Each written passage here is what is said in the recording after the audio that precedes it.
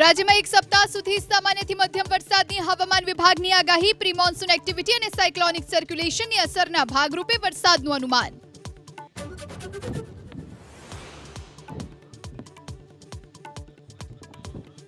અગ્નિકાંડના આરોપી suspended. TPO સાગઠિયાનો ચોંકાવનારો ખુલાસો. ભાજપના 3 પદાધિકારીની સૂચનાથી ડિમોલેશન રોક્યાનો સ્વીકાર. એસઆઈટી કરી શકે છે પૂછપરછ.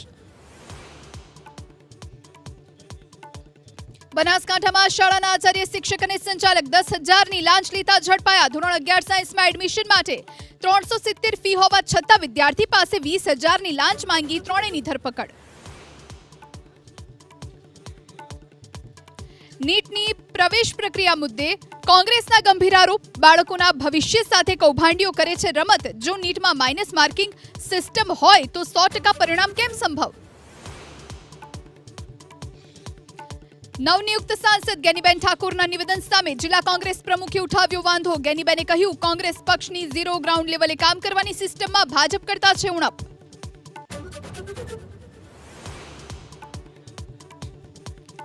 એનડીએના નેતાઓને રાષ્ટ્રપતિની મુલાકાત કરી સરકાર બનાવવાનો રજૂ કર્યો દાવ. 9 જૂનના શપથ ગ્રહણ સંભવ.